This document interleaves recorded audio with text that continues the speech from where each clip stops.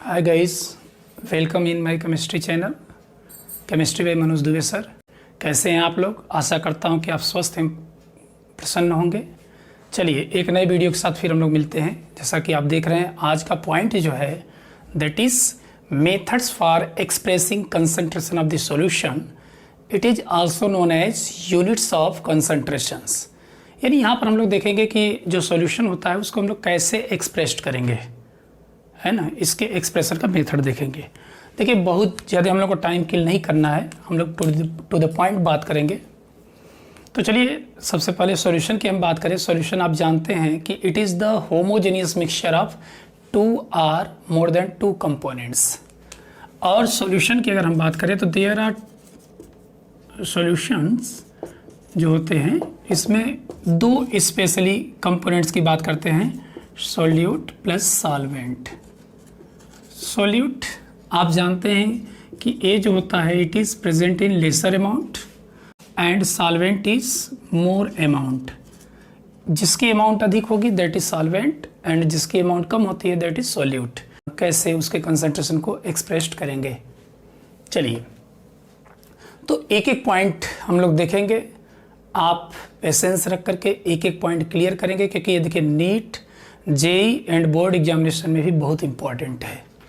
चलिए तो आज हम पहला पॉइंट लेते हैं, that is mass percentage. Mass percentage it is expressed by capital W.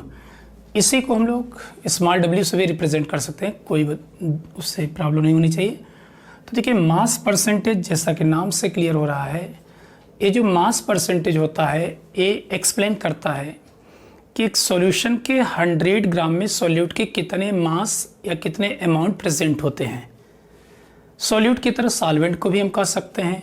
तो ये जो होता है इसके लिए हम फार्मूला राइट कर सकते हैं, the mass of any component in gram upon total mass of the solution into 100। तो यहाँ पर अगर हम देखें तो कोई एक कंपोनेंट्स चाहे सॉल्यूट का दिया हो चाहे सॉल्वेंट का दिया होगा, उसके मास को ग्राम में राइट करके total mass of the solution it is also in gram, ये भी ग्राम में होता है, इनटू 100। तो इससे हम इजीली फाइंड आउट कर सकते हैं इसके मास परसेंटेज को। ठीक है, सपोज दैट अगर सॉल्यूट दिया है तो यहाँ पर क्या करते हैं कि the mass of solute in gram upon total mass of the solution in gram into 100। और सॉल्वेंट के लिए अगर आप देखोगे तो सॉल्वेंट के लिए क्या हो जाएगा, mass of solvent in gram upon total mass of the solution in gram into 100। तो जो भी होगा उसको हम लोग यहाँ पर राइट कर लेंगे। ठीक है, एक एग्जाम्पल मैं लेता हूँ। सपोज दैट मैंने कह दिया 10% aqueous solution of NaCl। अब यहाँ पर ब्रैकेट में कर दिया W/W। देखिए इसकी कोई यूनिट्स यहाँ पर नहीं होगी क्योंकि दोनों ग्राम में हैं, कैंसिल्ड हो जाएंगे। अब इसका मीनिंग क्या होता है, एग्जाम में देखेंगे तो न्यूमेरिकल्स वगैरह भी इस पर आ जाते हैं। तो देखिए इसकी मीनिंग क्या होती है, 10% aqua solution of NaCl। It means ये जो होता है ये सॉल्यूट के मास को शो करता है। तो मास ऑफ NaCl, क्योंकि यहाँ पर NaCl एज ए सॉल्यूट की तरह बिहेव कर रहा है, ये हो जाएगा बेटा 10 ग्राम। मास ऑफ सॉल्यूशन कितना होगा, मास ऑफ सॉल्यूशन तो सॉल्यूशन होता है पूरा 100 ग्राम, क्योंकि पूरा 100% हम लेते हैं। अब यहीं पे पूछ दें कि what is the mass of solvent. Mass of solvent बोले तो वाटर कितना हो जाएगा, 100 माइनस 10 सो 90 ग्राम। ठीक है, तो इस पर अगर न्यूमेरिकल्स कभी भी आएगा तो आप इजीली राइट कर सकते हैं। इसके लिए फार्मूला आप यूज कर सकते हैं, आपको दोनों मास क्लियर हो जाएगा एकदम सेम। इसी तरीके से हम दूसरी यूनिट भी यूज करते हैं, that is volume percentage. Screenshot ले लीजिए, फिर आगे हम बढ़ते हैं। चलिए तो सेकेंड पॉइंट में लेता हूँ बेटा volume percentage. Volume percentage it is expressed by V upon V। इसको V अपॉन V से रिप्रेजेंट करते हैं। अब देखिए यहाँ पर क्या हो जाएगा, volume of the any one components in millilitre present in 100 millilitre of the solution is called volume percentage. तो वॉल्यूम परसेंटेज जो होता है, यहाँ पर मास को हम लोग हटाएंगे और इसको इस तरीके से राइट करेंगे, वॉल्यूम ऑफ सॉल्यूट और सॉल्वेंट, किसी को भी लिख सकते हैं, upon total volume of the solution. It is milliliter and it is also in milliliter into 100।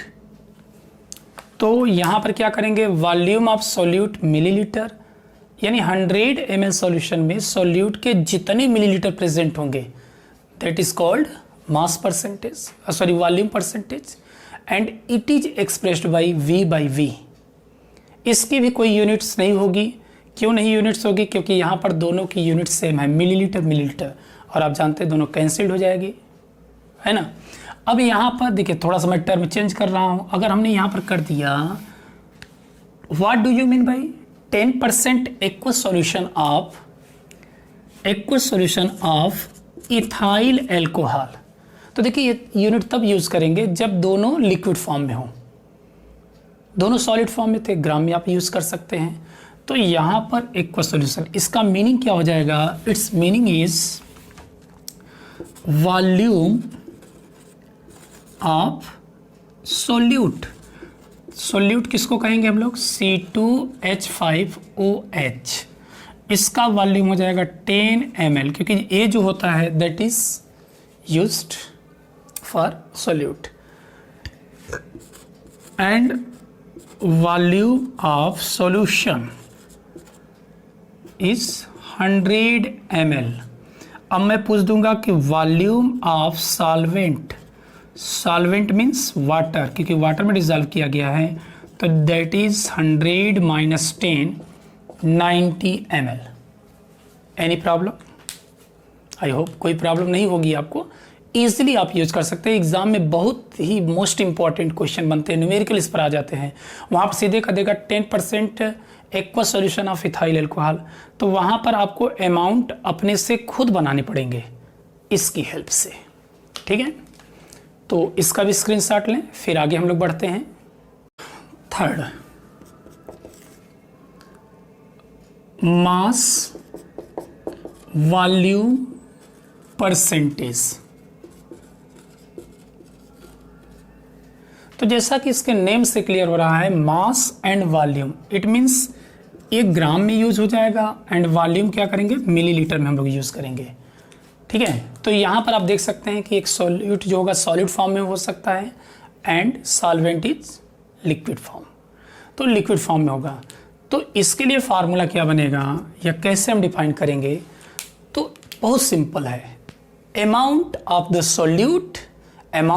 Solute in gram present in 100 millilitre of the solution is called mass volume percentage. तो बेटा इसको हम लोग कैसे रिप्रेजेंट करेंगे, very simple, W/V, weight by volume, okay. तो देखिए इसकी जो यूनिट्स होगी, इसकी यूनिट सॉरी इसका जो फार्मूला बनेगा that is very simple, mass volume percentage. तो यहाँ पर हम कह देंगे amount of solute in gram upon volume of solution in millilitre, और यहाँ पर आप 100 से मल्टीप्लाई कर देंगे, 100 से मल्टीप्लाई कर देंगे, है ना। तो ये हो जाएगा। अब इसकी यूनिट्स आप बना सकते हैं, इट्स यूनिट्स इज ग्राम पर मिलीलीटर, क्योंकि दोनों की यूनिट क्या डिफरेंट यूनिट्स हैं। सो इसकी यूनिट्स आप डिफरेंट कर सकते हैं, है ना। इसकी यूनिट्स आप यूज कर सकते हैं ग्राम पर millilitre, and fourth one is, इसी तरीके से हम लोग और भी यूनिट्स यूज करते हैं, ग्राम पर लीटर, ग्राम पर लीटर कंसंट्रेशन, ग्राम पर लीटर कंसंट्रेशन। तो देखिए इसको अगर हम देखेंगे तो नेम से क्लियर हो जा रहा है, ग्राम per litre, it means solute जो होगा that is present in gram and litre, volume of the solution in litre. ठीक है, तो इसके लिए हम लोग यूज करते हैं, इसी को कहते हैं strength of the solution, it is also known as strength of solution. इस सॉल्यूशन का स्ट्रेंथ भी कहलाता है, या ग्राम पर लीटर कंसंट्रेशन भी बोलते हैं। ठीक है, तो इसको सी से हम लोग रिप्रेजेंट कर देते हैं, सी से। तो देखिए ए सी जो होगा gram per litre concentration equal to C, तो यहां पर हम कहेंगे mass of solute in gram upon volume of solution in litre. इसको लीटर में आपको रिप्रेजेंट करने पड़ेंगे। So its unit is very simple, its unit is gram per litre, gram per litre है ना। तो ये भी एक यूनिट हम लोग यूज करते हैं। इसी तरीके से पीपीएम कंसंट्रेशन का भी यूज किया जाता है, पीपीएम कंसंट्रेशन। देखिए इसको शॉर्ट टर्म में हम लोग पीपीएम बोलते हैं। पीपीएम का फुल फॉर्म आप जानते होंगे, पार्ट्स पर मिलियन। देखिए इस यूनिट का हम लोग यूज तब करते हैं जब बहुत ट्रेस अमाउंट में, बहुत लेस अमाउंट में कोई सब्सटेंस प्रेजेंट होता है। सपोज दैट अगर हमने कह दिया कि वाटर में कितना पोल्यूशन है, that is very few amount, और बहुत ही कम मात्रा में होगा, तो उनके लिए जब ट्रेस अमाउंट होता है, पोल्यूशन वगैरह की बात करते हैं, तो उनके लिए हम लोग पीपीएम यूज़ करते हैं।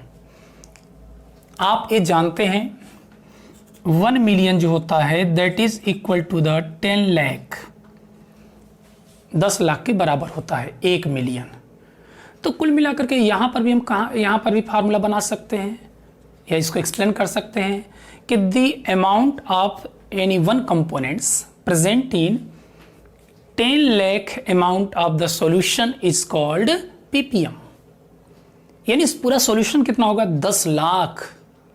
अब वो ग्राम में भी हो सकता है, मिलीलीटर में भी हो सकता है, किसी में भी हम एक्सप्रेस कर सकते हैं। तो 10 लाख अमाउंट में सॉल्यूट के कितने मिलीलीटर और कितने ग्राम प्रेजेंट होते हैं, that is called ppm concentration. तो इसके लिए फार्मूला क्या बनेगा, इसके लिए फार्मूला क्या हो जाएगा, देखिए तो हम कर सकते हैं amount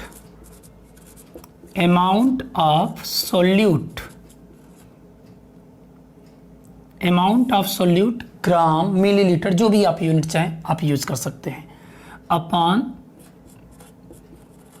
total amount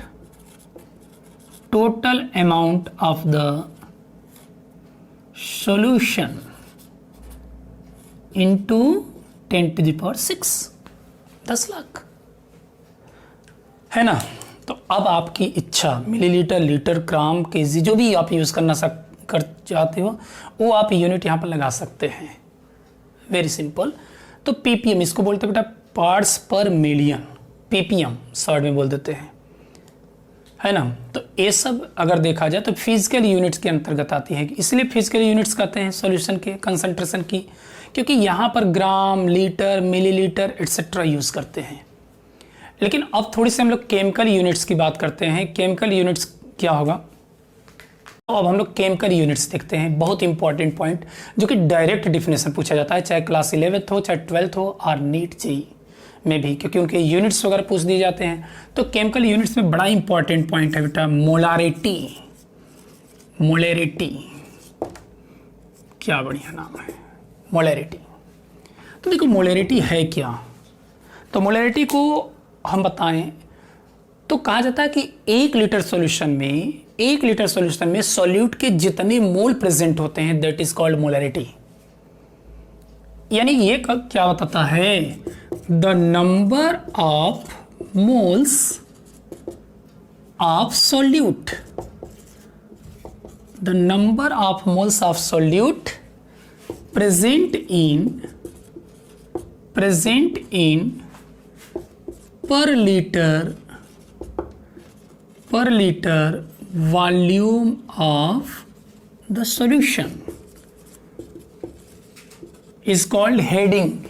Heading is molarity, जो heading लिखे हो आप। तो the number of moles of solute present in per liter volume of the solution is called molarity।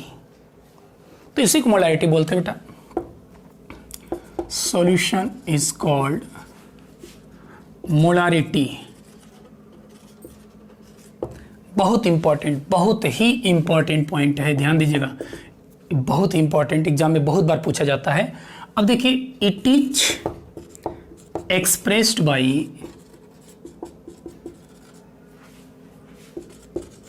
Capital M, इसको हम लोग कैपिटल एम से रिप्रेजेंट करते हैं, एंड इट्स यूनिट्स इज, तो अब देखिए फार्मूला क्या बनेगा, mole present in litre, so its unit is mole per litre, या शॉर्ट में बेटा हम लोग लिख देते हैं मोलर। अच्छा, मोलर भी नहीं लिखता तो क्या करता है, कैपिटल एम राइट कर देता है। इट मीन्स इट्स की ये मोलारिटी होती है, ये मोलारिटी होती है, इसको कैपिटल एम से रिप्रेजेंट करते हैं तो उसके मोलारिटी को शो करता है। ठीक है, तो यहाँ पर आप देखोगे तो इसको कैपिटल एम से रिप्रेजेंट करेंगे, and it's unit is mole per litre. Molarity का मोलारिटी एम इक्वल टू हो जाएगा number of moles of solute, number of moles of solute and upon volume of the solution in litre में हो जाएगा। Number of moles के लिए formula आप जानते हैं, मोल कॉन्सेप्ट में पढ़े हैं।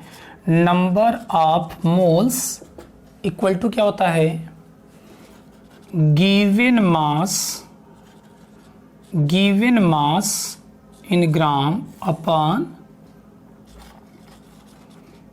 Given mass upon molar mass, जो भी सबस्टेंस होगा उसके given mass upon molar mass को हम लोग कहते हैं नंबर ऑफ मोल्स। ठीक है, तो ये हो जाएगा मोलारिटी। बहुत इंपॉर्टेंट पॉइंट है।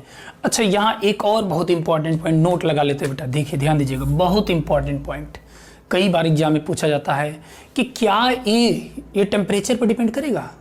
यस, देखिए जहाँ भी वॉल्यूम आ जाए, ध्यान दीजिएगा, जहाँ भी वॉल्यूम आ गया that is depend on the temperature, वो टेम्परेचर पर डिपेंड करेगा, श्योर डिपेंड करेगा। क्यों? क्योंकि आप क्लास 11th में पढ़े हैं या पढ़ोगे, क्लास 11th में चार्ल्स जी ने बताया था कि जो V होता है, वॉल्यूम जो होता है, that is directly proportional to the absolute temperature. तो वॉल्यूम जो होता है टेम्परेचर के डायरेक्टली प्रोपोर्शनल होता है। तो अब बताओ कि यहाँ पर वॉल्यूम है तो क्या टेम्परेचर का इफेक्ट नहीं पड़ेगा क्या? Volume means it is directly proportional to temperature. तो आप कह सकते हैं कि molarity is depend on the temperature, ये डिपेंड करेगा। लेकिन कैसे डिपेंड करेगा, क्या इफेक्ट पड़ेगा मोलारिटी पर? तो molarity and temperature, molarity and volume क्या है बेटा? Molarity is inversely proportional to the volume, देख लीजिए इक्वेशन, झूठ नहीं बोल रहा हूं, and volume is directly proportional to the temperature according to Charles law, Manoj Dubey नहीं, अकॉर्डिंग टू चार्ल्स लॉ। तो 1/T, क्यों? क्योंकि V proportional to T, Charles बाबा ने कहा था। सो मोलैरिटी, इसका मतलब कि जैसे जैसे टेम्परेचर इंक्रीज करेंगे मोलैरिटी क्या होगी? डिक्रीज करेगी। ठीक है ना, मोलैरिटी क्या करेगी? डिक्रीज करेगी, क्योंकि इनवर्सली प्रोपोर्शनल होते हैं। देखिए, आज मुझे पूरे पॉइंट पर डिस्कस करना है, 25 मिनट हो जाए, 30 मिनट हो जाए, 35 मिनट हो जाए, डोंट वरी, बट इतने पॉइंट को हमें क्लियर करना है आज के लेक्चर में। तो बेटा आप समझ लिए होंगे molarity is inversely proportional to volume and temperature also. तो इसका मतलब टेम्परेचर इंक्रीज करेंगे तो मोलैरिटी डिक्रीज करेगी। बहुत इंपॉर्टेंट पॉइंट है, बहुत। तो प्लीज टेक स्क्रीनशॉट, फिर हम आगे बढ़ते हैं, एक नया और यूनिट्स यूज करते हैं। चलिए बेटा अब नेक्स्ट पॉइंट देखते हैं गाइस, इसी से रिलेटेड है, लग रहा है जुड़वा भाई थे सब, ट्विंस। मोलैलिटी हो गया। अब molality next units. Molality it is expressed by small m, और कैपिटल एम से था, ये स्मॉल एम से रिप्रेजेंट किया जाता है। अब देखो इसको क्या करोगे, डिफाइन करना होगा तो बहुत सिंपल है भैया। इसमें कहा जाता है कि 1 kg सॉल्वेंट में सॉल्यूट के जितने मोल प्रेजेंट होते हैं दैट इज कॉल्ड मोलैलिटी। ठीक है ना। तो मोलैलिटी के लिए फार्मूला हम देख लेते हैं, डिफिनेशन आप खुद बना लेंगे। क्या कह देंगे, number of moles of the solute present in 1 kg of the solvent is called molality. तो मोलैलिटी क्या होता है, 1 kg ऑफ द सॉल्वेंट। तो फार्मूला क्या बनेगा, number of moles of the solute, okay, number of moles of the solute upon mass of solvent in kg, इसको kg में ले लेंगे। यूनिट दिख रहा है बेटा, यूनिट्स क्या होगी इसकी, इट्स यूनिट इज मोल पर kg, केजी इनवर्स, मोल पर केजी। अच्छा इतना नहीं लिखना चाहते तो हम लोग क्या करते हैं, मोलल राइट करते हैं, यानी स्मॉल यम लगा दिया जाता, तब भी ये जान लीजिए कि मोलैलिटी को शो कर रहा है। अब इंपॉर्टेंट पॉइंट आ गया कि आखिर में क्या ये टेम्परेचर से इफेक्टेड होगा, not, molality is independent to temperature, ये टेम्परेचर पर डिपेंड नहीं करेगा, टेम्परेचर पर का इफेक्ट इस पर नहीं पड़ेगा। क्यों नहीं पड़ेगा, क्योंकि यहाँ पर आप देख रहे हैं मास ऑफ द सॉल्वेंट, वॉल्यूम नहीं है। और चार्ल्स जी ने किसकी बात की थी, वॉल्यूम की बात की थी। तो इसका मतलब कि यहाँ पर मास ऑफ द सॉल्वेंट है, so it is not depend on the temperature, temperature पर डिपेंड नहीं करेगी ये यूनिट्स। ठीक है ना, बहुत इंपॉर्टेंट पॉइंट ये भी है। अच्छा लोगों को कन्फ्यूजन हो जाता है मोलर, तो कितनी सिंपल सी बात भैया, मोलर, लीटर, बड़े ध्यान से देखिएगा, एक ट्रिक अपना लो, मोलर लीटर, ल तो होगा नहीं, तो यहां पर लास्ट टर्म देखेंगे तो र दोनों में आ रहा है बेटा, तो मोलर में क्या चलेगा, लीटर चलेगा, नीचे ऊपर तो सेम है दोनों में। तो मोलर में हमें लीटर यूज करना है, तो मोलर में क्या यूज करना पड़ेगा, केजी, किलोग्राम यूज करना पड़ेगा। ठीक है ना, किलोग्राम यूज करना पड़ेगा। और समझ में आएगा तो कमेंट भेजते रहिएगा। ठीक है, तो मोलर में लीटर होता है, तो मोलर का क्लियर हो गया, तो इसका भी क्लियर हो जाएगा। ठीक है, तो ये है बेटा, इसका मतलब कि टेम्परेचर से अफेक्टेड नहीं होगा, ध्यान दीजिएगा, बहुत इंपॉर्टेंट क्वेश्चन है। तो इसको भी स्क्रीनशॉट लें, फिर हम आगे बढ़ते हैं। चलिए, नाउ नॉर्मेलिटी, ये सब बड़े ही इंपॉर्टेंट पॉइंट हैं, बहुत ही इंपॉर्टेंट पॉइंट ये भी है बेटा। अच्छा, एक कंफ्यूज करने के लिए दे देता है, मोलैलिटी कंफ्यूज करते बच्चे, इसलिए दे देता है। तो देखिए नॉर्मेलिटी है क्या, नॉर्मेलिटी थोड़ा सा हट करके है, तो कहीं ना कहीं ये डिपेंड करता है उन्हीं से रिलेटेड। अब नॉर्मेलिटी क्या होती है, इसके लिए कहा जाता है कि gram equivalent of the solute, gram equivalent weight of the solute present in per liter volume of the solution is called normality। तो यहाँ पर अगर आप देखोगे तो ग्राम इक्विवेलेंट वेट यूज करना पड़ता है।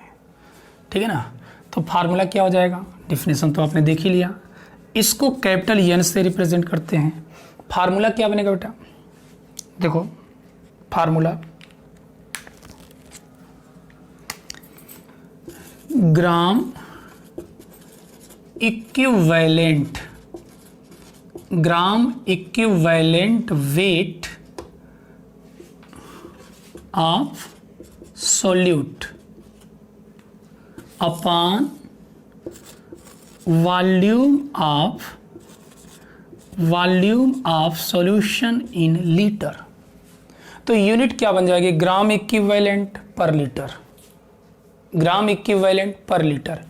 अच्छा यहाँ पर कहेंगे ग्राम इक्विवेलेंट वेट क्या है, तो ग्राम इक्विवेलेंट वेट जो होता है इसको देखिए, ध्यान दीजिएगा, ग्राम इक्विवेलेंट वेट क्या होता है, ये नया टर्म आ गया यहाँ पर, तो कोई दिक्कत नहीं, नेम क्लियर बता रहा। ग्राम किसको रिप्रेजेंट करते हैं, मास को शो करते हैं, तो मास ऑफ सॉल्यूट, भाई सॉल्यूट की ही तो ग्राम इक्विवेलेंट की बात कर रहे हैं, तो मास ऑफ सॉल्यूट इन ग्राम, देखिए ग्राम आ गया टर्म, अपॉन उसी का इक्विवेलेंट वेट भी हो जाएगा, equivalent weight of solute.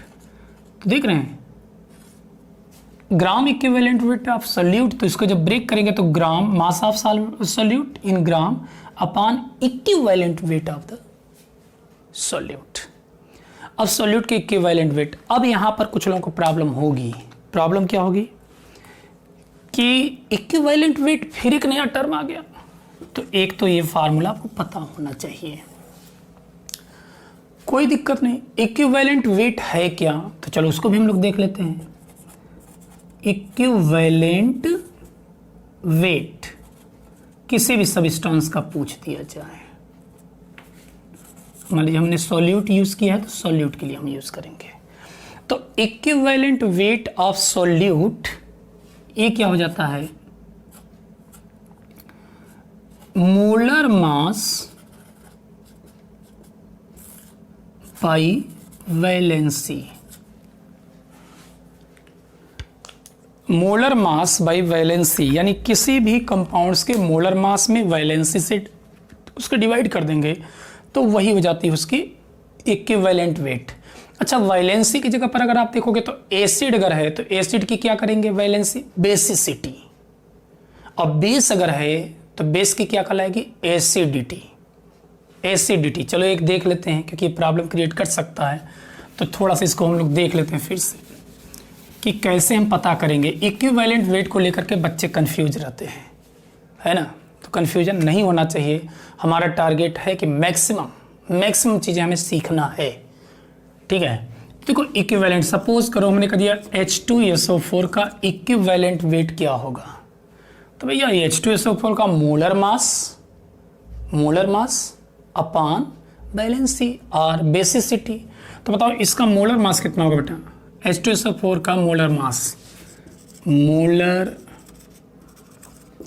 Mass of H2SO4, तो 2 × 1 हाइड्रोजन के लिए, सल्फर के लिए हो जाएगा 32 एंड ऑक्सीजन का 16 × 4, तो कितना हो जाएगा 2 + 32 + 64, तो कितना हो जाएगा 98, 4 2 6 2 8 6 3 9, 98 ग्राम पर मोल और यूनिफाइड मास। तो आपको मोलर मास क्लियर हो गया। अब वैलेंसी मीन्स एसिड है, तो बेसिसिटी स्कीम कहेंगे। What is the basicity of H2SO4, it is 2। अब कहोगे 2 का इसे गुरुजी लर्न करना पड़ेगा क्या, लर्न नहीं करना है, एकदम इजी है। H2SO4 बेटा इसको वाटर में डिजॉल्व करोगे ब्रेक हो जाएगा, किसमें ब्रेक होगा, 2 mole of hydrogen ion and sulphate ion. ए बेटा किसी की वैलेंसी, किसी के पावर को देख लो कितने चार्ज हैं, या एसिड कितना हाइड्रोजन आयन दे रहा है, दैट इज वैलेंसी, है ना, और बेसिसिटी। तो यहाँ पर 2 हाइड्रोजन आयन दे रहा है, इसलिए क्या हो जाएगा 2। तो अब equivalent weight of H2SO4 what is, तो भैया मैंने बता दिया क्या, molar mass upon valency, acid है तो बेसिसिटी, तो क्या हो जाएगा, इसका मोलर मास 98/2 बोले तो 49। कितना इजी है, देखो बहुत इंपॉर्टेंट, नॉर्मेलिटी बहुत इंपॉर्टेंट है, क्योंकि इसमें देख रहे ना पूरा घुमा दिया बेटा, जलेबी बना दिया एक एक स्टेप पर, इसलिए 1-2 बार फिर से रिपीट करके 2 बार 3 बार देखिए, लेकिन आपको समझ में आना चाहिए, ठीक है। चलिए अब देखिए, अब एक पॉइंट आती है, what is the units simple है बेटा, अब बोल दो इसी से फार्मूला, अब तो फार्मूला बनाने आता ही होगा आप लोगों को, ग्राम इक्विवेलेंट पर लीटर, पर लीटर, ग्राम इक्विवेलेंट पर लीटर। अच्छा, इतना नहीं लिखना चाहते ना तो क्या करते हैं, नॉर्मल एन लिख देते हैं। इसकी यूनिट क्या यूज करते हैं, ग्राम इक्विवेलेंट पर लीटर और नॉर्मल, है ना, नॉर्मल सिर्फ लिख देते हैं, इक्विवेलेंट पर लीटर और नॉर्मल एन लिख दीजिए, तब भी हो जाएगा। तो नॉर्मलिटी के लिए यूनिट हम लोग एन भी यूज कर लेते हैं। अब इंपॉर्टेंट पॉइंट एक और आने वाला है, क्या ये जो है टेम्परेचर से अफेक्टेड होगा? बोलो, कमेंट करके बताएंगे, हम नहीं बताएंगे। हाँ, अगर वॉल्यूम होगा, फार्मूला में अगर वॉल्यूम कहीं होगा तो ये जान लीजिएगा कि अगर वॉल्यूम पर डिपेंड कर रहा है तो टेम्परेचर पर जरूर डिपेंड करेगा। तो कमेंट करके आप बताएंगे कि क्या ये डिपेंड करेगा या नहीं करेगा, प्लीज़ आंसर मिलना चाहिए। ओके, तो ये आप बताएंगे कि क्या नॉर्मलिटी टेम्परेचर पर डिपेंड करती है या नहीं करती है, यस और नो। प्लीज़ टेक स्क्रीनशॉट, फिर हम लोग आगे बढ़ते हैं। ठीक है, आज पूरे पॉइंट को हम लोग क्लियर कर लेते हैं ताकि तमाम स्टूडेंट्स की प्रॉब्लम बनी रहती है। आज के बाद प्रॉब्लम नहीं होगी, और होगी तो 2-3 बार वीडियो देखिए, ऊपर वाले की आशीर्वाद से समझ में आ जाएगा। चलिए, अब नॉर्मलिटी का ही भाई, एक से मोलारिटी, मोलालिटी, नॉर्मलिटी, एक फॉर्मेलिटी आ गया। चलो फॉर्मेलिटी देखते हैं, नाम से क्लियर हो रहा है बेटा, फॉर्मेलिटी है ना। तो फॉर्मेलिटी वाली नहीं है कि हम फॉर्मेलिटी अदा करने के लिए जाते हैं। फॉर्मेलिटी हम लोग देखते हैं, फॉर्मेलिटी बेटा मोलरिटी की तरह ही होता है। इसके लिए क्या हो जाएगा, gram formula mass of solute volume of solution in litre. तो देखिए यहाँ पर जो मोलर मास आप यूज़ करते हैं उसकी जगह पर फार्मूला मास यूज़ करेंगे, ठीक है ना। फार्मूला मास यूज़ करते हैं क्योंकि आयनिक कंपाउंड जो होते हैं इनका फार्मेशन मॉलिक्यूल से नहीं होता बल्कि आयन के द्वारा इनका फार्मेशन होता है। सो इनके लिए फार्मूला मास यूज़ करते हैं। तो देखिए ग्राम क्या है, mass of solute in gram upon ionic compounds का molar mass upon volume of solution in litre. इसकी यूनिट क्या हो जाएगी, ग्राम फार्मूला पर लीटर, या इसको शॉर्ट में हम लोग लिख देते हैं, फॉर्मेलिटी की यूनिट होती है फार्मल, एफ राइट कर देते हैं। देखिए एक पॉइंट यहाँ पर ध्यान देना है कि क्या ये टेम्परेचर से अफेक्टेड होगा, yes, this is depend on the temperature के इन्वर्सली प्रोपोर्शनल होगा। क्यों होगा, क्योंकि जो फॉर्मेलिटी है ये वॉल्यूम के इन्वर्सली प्रोपोर्शनल है, और वॉल्यूम जो होती है that is directly proportional to the temperature, ठीक है ना। तो ये इस पर डिपेंड करेगा, समझ रहे हैं। अब एक एग्जांपल इसका लेता हूँ। सपोज दैट अगर NaCl की अगर हम बात करें तो NaCl का जो मोलर मास होता है उसके लिए मोलर मास नहीं यूज़ करते बल्कि फार्मूला मास हम लोग यूज़ करेंगे। तो ये 35.5, सो 58.5 ग्राम पर मोल, ठीक है ना। तो यही उसका होता है फार्मूला मास। मान लीजिए सोल्यूट का मास दे दिया 10 ग्राम, तो 10 कर दीजिए। NaCl है तो मोलर उसका फार्मूला मास क्या यूज़ करोगे, 58.5 and volume of the solution. चलिए एक और यूनिट देखते हैं जो कि बहुत इंपॉर्टेंट पॉइंट है, that is mole fraction. Mole fraction बहुत इंपॉर्टेंट पॉइंट ये भी है। देखिए मोल फ्रैक्शन मीन्स होता है मोल का रेशियो, अंश। तो इसको हम कह सकते हैं it is the ratio of number of moles of any one component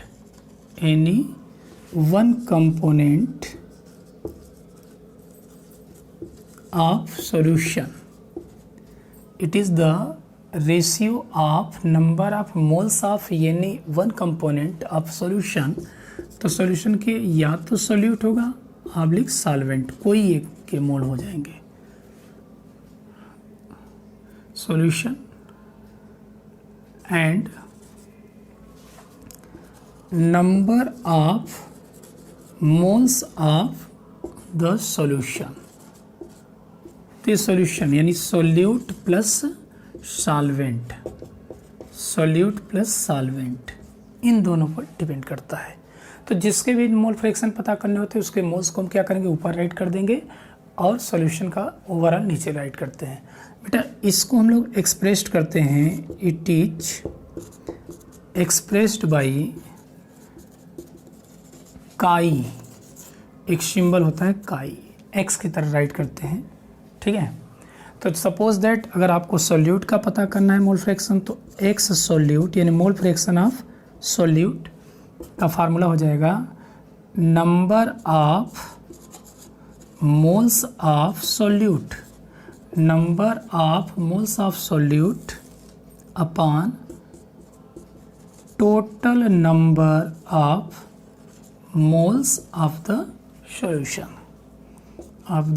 solution. Suppose that अगर सॉल्यूट को हम बी कंसिडर कर लें तो number of moles of the solute n b upon n a plus n b. इसी तरीके से x solvent यानी mole fraction of the solvent, तो इसके लिए फार्मूला हो जाएगा number of moles of solvent, number of moles of solvent upon total number of moles of the solution. अब सॉल्यूशन मीन्स दोनों कंपोनेंट्स को हम लोग राइट कर देंगे। तो अगर इसके नंबर ऑफ मोल्स हम Na कंसिडर कर लें, किसके, सॉल्वेंट के, तो Na plus NB, Na plus NB। तो ध्यान दीजिएगा, देखिए एग्ज़ाम में सबसे अच्छा तरीका होता है किसी एक के मोल फ्रैक्शन पता कर लोगे और किसी एक के मोल फ्रैक्शन जब पता हो जाएंगे ना तो दूसरे को क्या करते हैं, ऐड कर देते हैं।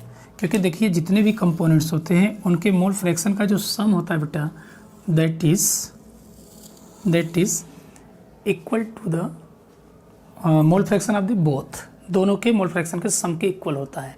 सपोज दैट ये फार्मूला आपको पता होना चाहिए, x solute plus x solvent जो होता है इट इज़ इक्वल टू 1, यानी mole fraction of the solute and solvent का जो मोल फ्रैक्शन होता है दोनों का सम 1 होता है। तो किसी एक का पता है तो 1 माइनस से पता कर सकते हैं। आप कहोगे कैसे पॉसिबल है, तो चलिए number of moles of solvent के लिए क्या हो जाएगा, Na upon Na plus NB, formula लिखा आपने। सॉल्यूट के लिए क्या यूज़ करेंगे, NB upon Na plus NB। तो आप जानते हैं कि डिनोमिनेटर सेम है तो दोनों ऐड हो जाएंगे। It means Na plus NB upon Na plus NB। तो क्या हो जाएगा, दोनों कैंसिल्ड, टर्म कैंसिल्ड हो जाएगा तो 1 हो जाएगा, ठीक है। तो आप इसको देख लीजिए, क्या ये टेम्परेचर पर डिपेंड करेगा, नहीं डिपेंड करेगा क्योंकि यहाँ पर वॉल्यूम टर्म नहीं है। देखिए जहाँ भी वॉल्यूम आ गया है टर्म वही डिपेंड करेगा टेम्परेचर पर, अदरवाइज कोई अन्य डिपेंड नहीं करेगा, ठीक है। तो आप इसको प्रैक्टिस करिए अच्छी तरीके से, आई होप आपको समझ में आ गया होगा। और वीडियो को अधिक से अधिक लाइक एंड सब्सक्राइब कराएं एंड शेयर करें। LS², L for like, S for share and S for subscribe. Okay, thank you.